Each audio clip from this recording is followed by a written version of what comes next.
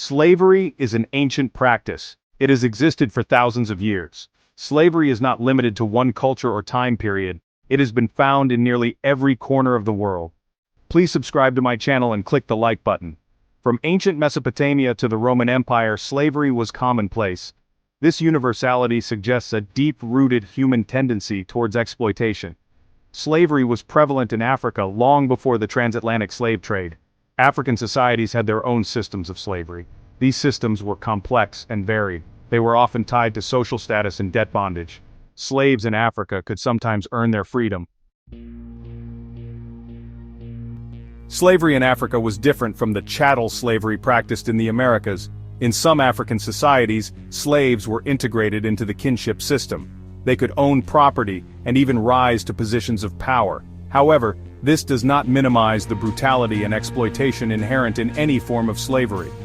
The transatlantic slave trade had a devastating impact on Africa. Millions of Africans were forcibly removed from their homes. They were transported across the Atlantic in horrific conditions.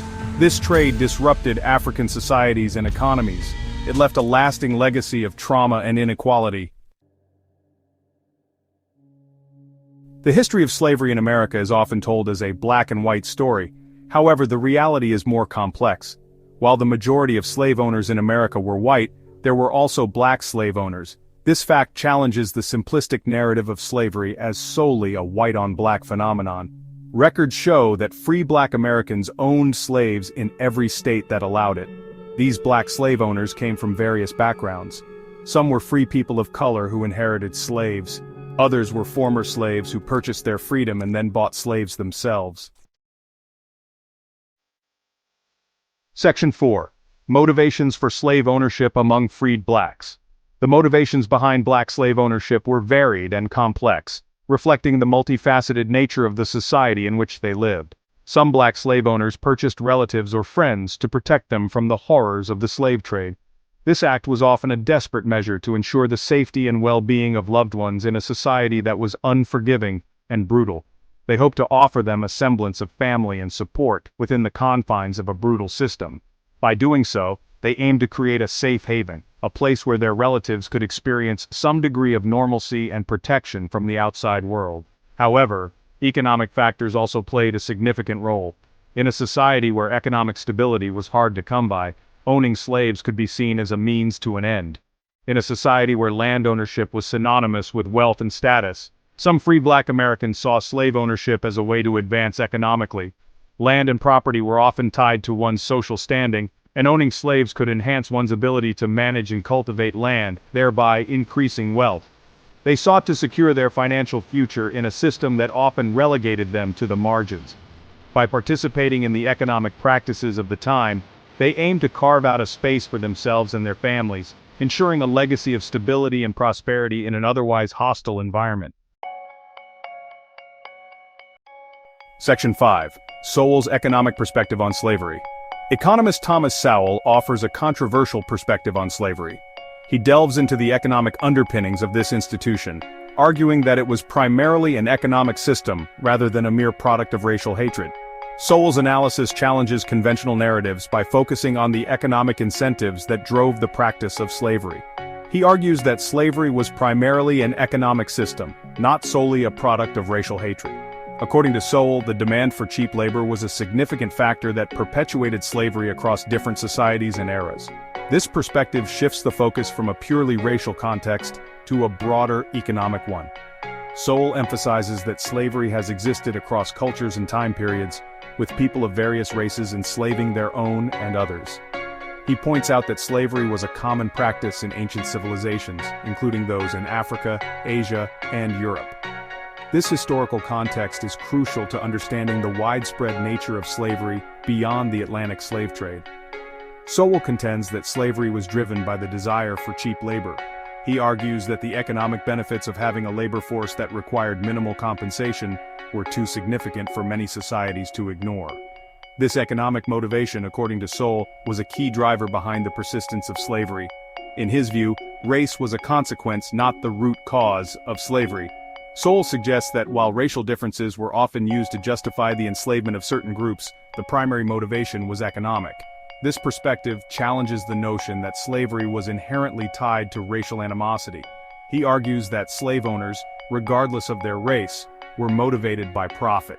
Sowell's analysis indicates that the economic benefits of slavery were a powerful incentive for individuals and societies to engage in and perpetuate the practice.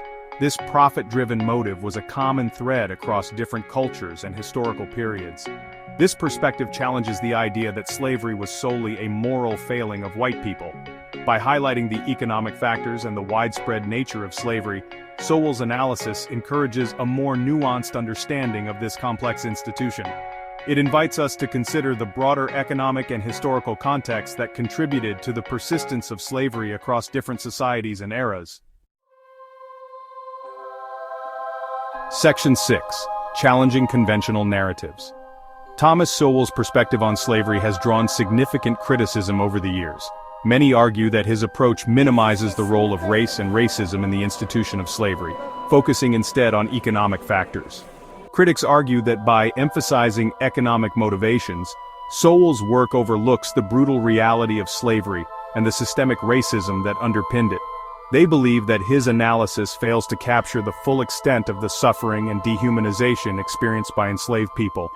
These critics contend that race and racism are integral to understanding the history of slavery and cannot be separated from the equation. They argue that any analysis that downplays these factors is incomplete and potentially misleading. However, Sowell's supporters maintain that his work encourages a more nuanced understanding of history. They argue that by examining the economic motivations behind slavery, we can gain a deeper insight into the complexities of the institution. Supporters believe that acknowledging the economic factors does not negate the horrors inflicted upon enslaved people.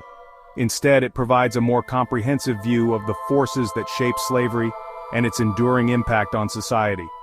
By incorporating economic analysis, Sowell's work aims to offer a more complete picture of a complex historical phenomenon. This approach, they argue, allows for a better understanding of the multifaceted nature of slavery and its legacy. Ultimately, the debate over Sowell's perspective highlights the ongoing struggle to understand and interpret the past.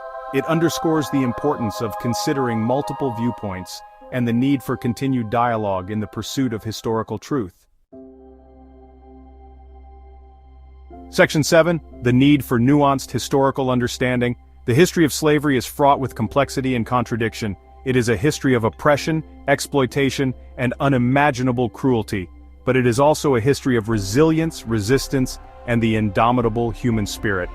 To fully comprehend this history, we must embrace nuance and avoid simplistic narratives. We must acknowledge the role of economics, politics, and social structures, as well as the enduring legacy of racism. Only then can we learn from the past and work towards a more just and equitable future.